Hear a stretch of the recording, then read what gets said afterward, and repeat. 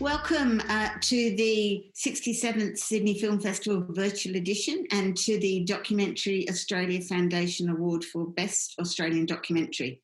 The Weather Diaries is one of the 10 films competing in this award for a $10,000 prize, and we're going to announce the winner on the 18th of June. And here to talk about the film is the writer-director Kathy Drayton and the producer Tom Zubrycki. Hi, everyone. Hello. Kathy, I wanted to ask, what was the point, the moment, the idea that triggered the start of this unique film? Well, I'd been getting more and more anxious about climate change. Like, those kind of concerns become really huge once you become a parent. And so it was really the moment that Tony Abbott was elected on the basis of, cutting back research into mitigation and, even erasing the words climate change off the websites. And around that time, I found that a lot of people didn't even want to have conversations with me about climate change. So it was just something I was really anxious about. And no one wanted to talk about it, not even my friends very much. It was just too big and too hard. And I felt like, well, we have to talk about it. We at least have to talk about it. And so at that point, I decided I would make a film, even if the only purpose of it and outcome of it was people talked about climate change for a little while after it screened. So that's where it began, really. And, when Tony Abbott was being elected, when he came to power, there were those huge bushfires in the Blue Mountains and, yeah. And the motif of the flying foxes, how did that, where did that first come into the film? Was that the beginning of the film, or was it really something that developed as you progressed the idea? Well, actually, I had... Before I started working on this film, the last film that I'd sort of put in a proposal for was a film about flying foxes, and that came from, I loved seeing them in the skies. They were what made Sydney special for me, that we had these masses of flying foxes flying over. Like, we used to live in the eastern suburbs, and just masses of them coming over every night. And I found when Imogen was a little girl, I couldn't bear going to the zoo with her because it was just too depressing. On every cage there would be, this species is threatened with extinction because of loss of habitat. And we lived near the Botanic Gardens, and so when she was a little girl, I used to take her there to look at flying foxes instead of going to the zoo. And so that was sort of part of our lives from when Imogen was a toddler. And then in about, I think it was 2010 or 2011, she got into the Conservatorium High School. And one of the big exciting things about that for me was we were going to be, because that is in the Botanic Gardens, in the grounds of the Botanic Gardens, and it's right next to the flying fox colony. So that was like a huge plus for me, that the school, it was part of what was so great about her getting into that school. And so we were really aware, that they were going to, they'd gotten permission to evict the flying fox colony. And so that's where that first idea for the bat documentary came about. And as I researched it, I just became more and more aware of how important they were in terms of sustaining forest and how important forest is for climate, for mitigating climate change. And so I started to see them as being really emblematic of the human attitude to nature, that we can just push it out the way, and if it's in the way, we can do whatever we want to destroy it or get rid of it. And I saw them really, the way we treat them, as being really emblematic of a whole problematic attitude to nature that's resulting in these kind of enormous threats that we're now facing. And Tom, I know that you're a bushwalker and a bush lover. Are you also a flying fox lover as well? Is that what drew you to the film? Oh, partly, Jenny. Yes, I mean, we have flying foxes in our backyard here in Leichhardt. But, I mean, species extinction is something that I've, being a bushwalker for so many years, always just a growing concern, and just seeing how, the birds that were common here, a few years ago, maybe not so common now, even the bats themselves. It kind of drew me knowing that the bats were looking for a home, I guess. The fact that they were evicted forcibly, and that how important they were, in fact, they are as pollinators, that in fact, perhaps not such a good idea for, the authorities to be moving them on, given their function in the whole ecosystem.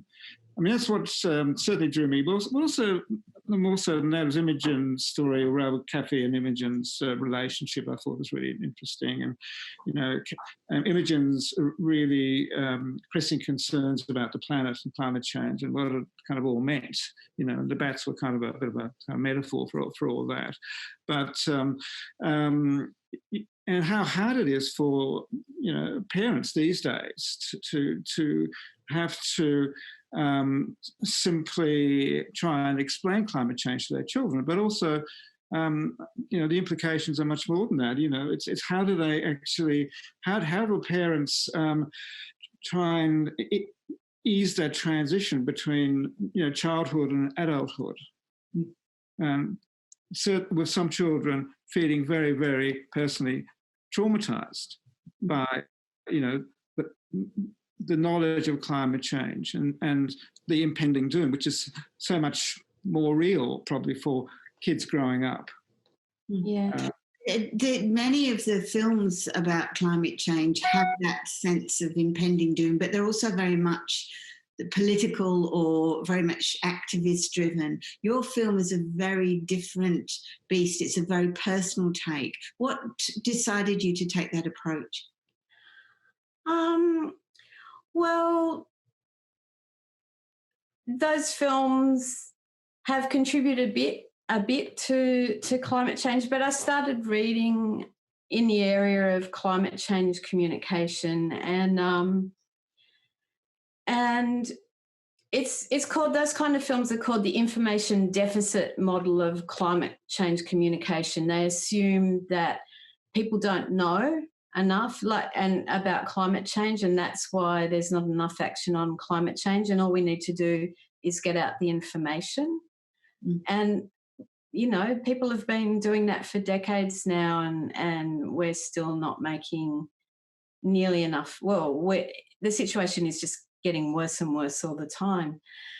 And so I came to start thinking about it as an emotional kind of issue, and reading about how fear and, the fear of grief and the fear of just what will happen makes people shut down from climate change.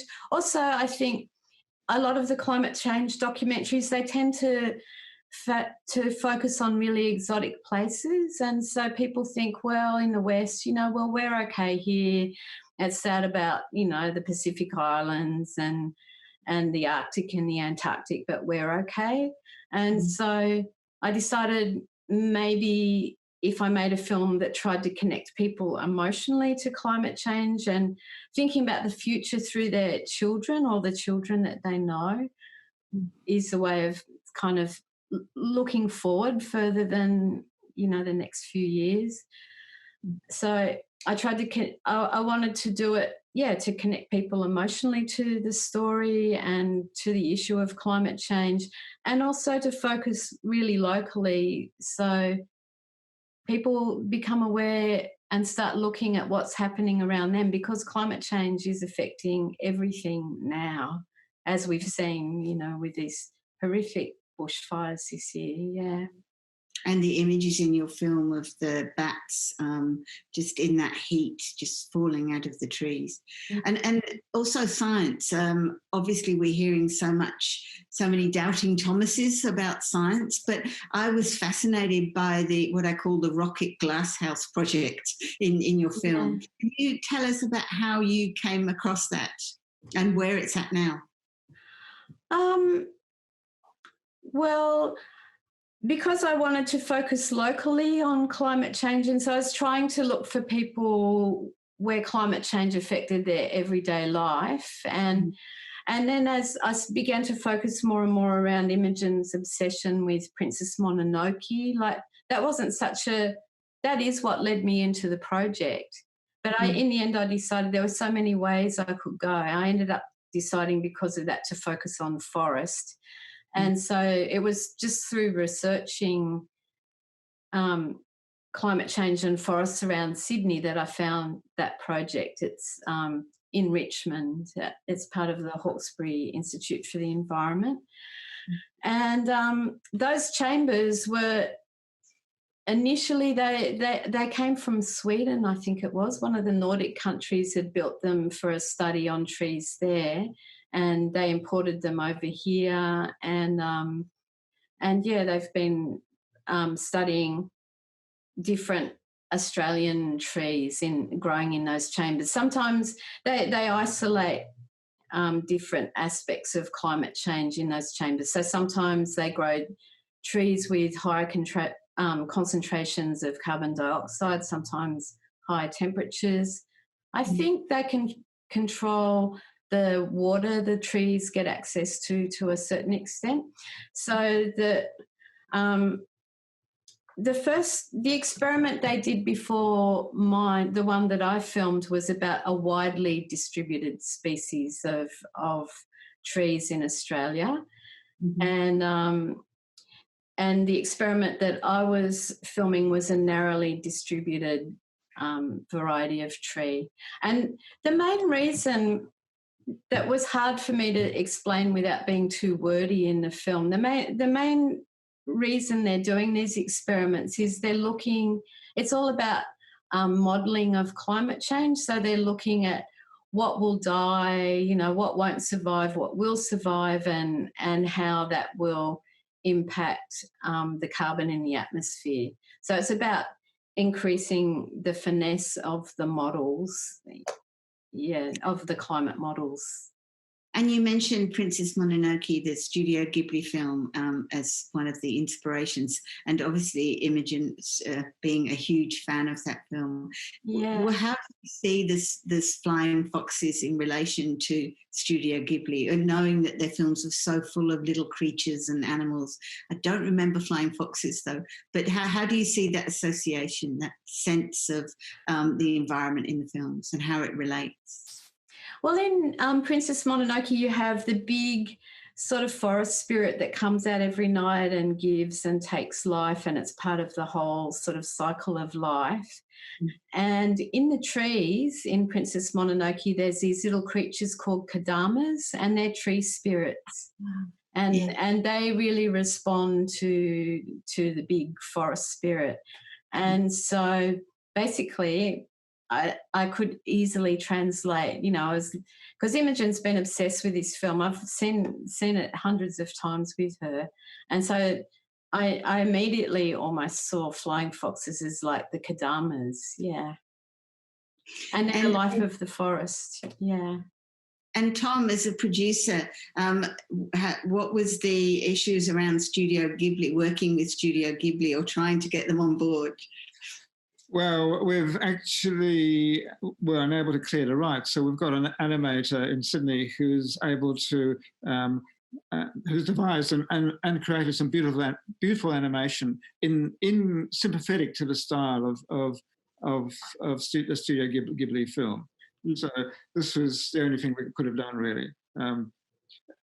Studio Ghibli doesn't want anybody to use any of their footage in any other film. They're quite strict about that. And we only found out that, relatively late in the piece. So the animation has only just been made ready for the film, the final stages of the film. And of course, the film is also very much Imogen's story as her development as a musician. Can you tell us what it was like to both work with her, to film your daughter, but to also have her working on the film as a musician, her music in the film too? Well, Imogen, it was when Imogen was just starting to make music around the time I was like pop music. She was already a classical musician, but she was just starting to get, acknowledgement for her songs around the time I was thinking about making the film. And I had already been shooting video clips for her. Like, I'm really an editor, and Imogen would not let me edit, but she needed someone to be the cinematographer, so that was me. And so I basically started learning how to shoot a lot better, shooting Imogen's music videos. And so we already had a kind of camera relationship, and I knew she was great on camera, like from the music videos. And so I asked her, I told her I want to do this film and I need to have a story. I need to focus, the reasons I wanted to focus it around her as my daughter. And I said to her, I'm going to need to film you not just when you're happy and not just when you feel like being filmed. Will you do that? And she said yes. But when I first started to film, she would always go, "Oh, do you have to do it now?" And and that went on for a while. And then in the end, it started on Mother's Day, and I said, "Okay, Imogen, it's Mother's Day today. It's Mother's Day today, so let's start filming today." And she said yes, and that's how we kicked off. That's a pretty good way to start. Yeah. Twisted her arm a little bit. And she was like, on music videos, we had a lot of conflict around her music videos. She never wanted to listen to me at all in relation to her music videos. But with my film, she was totally different. She was always really respectful, and once she got used to being filmed, she stopped sort of trying to push me away. And yeah, she's looked at various cuts of it all along the way. She's probably seen about 5 or 6 different versions of the cut now. And she's always been supportive, like at times I just got to a point where I thought, this isn't really working. It's never going to work. I don't think anyone will be interested.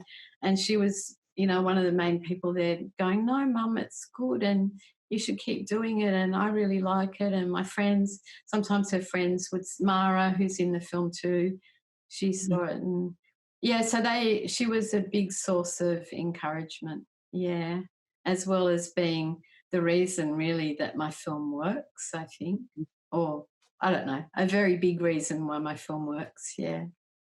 And her music too. Yeah, but it's not just Imogen's music in the film, it's Mara and Nathan as well. Like, Imogen's songs are big, but a lot of the atmospheric music that's woven through the film, that comes from Mara and Nathan, who were both in Imogen's band and school friends from the con as well, they were the only 3 from the con who moved into electronic music.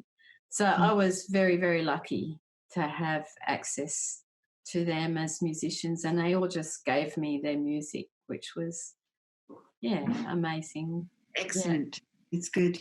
And one last question, the question I always have to ask producers, because I know they want to tell everyone, but what's your plans for the film? What do you hope to achieve? Tom? Well, Jenny, the great thing is that Fan Force is coming behind the film, so we hope to roll it out virtually and maybe even in cinemas in the months to come.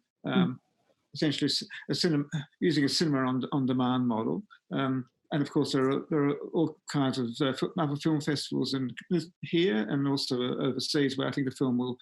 I think the film sort of touches a chord, and it's quite universal, and I think will appeal to festivals the world over. I mean, I really think this is a film of the moment, of its time.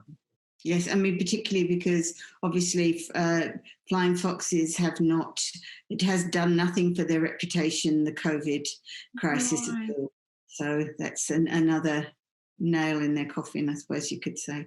Yeah, it's really brought out the bat haters, and it's like they don't transmit the virus directly to humans, and flying foxes have got nothing to do with COVID. And the reason they're moving into our towns and cities all up and down the east coast of Australia is because we have got one of the worst records in the world of deforestation, where we're eliminating their habitat at an alarming rate. And cities and towns are the only places they can find a wide variety of food that keeps them going through all of the seasons. So it's because Especially of us. with all the heat waves and the droughts and Yeah. one place where there's food. Yeah. Well, thank you so much for your film. I wish you luck in the competition. We'll be announcing the winner on the 18th of June. I also wish you luck on your release of the film too. Oh, thank you, Jenny, and thank you so much for programming it. It's just been so great. It is what I always hoped for. That's good. Yeah. Thank you. Thank you.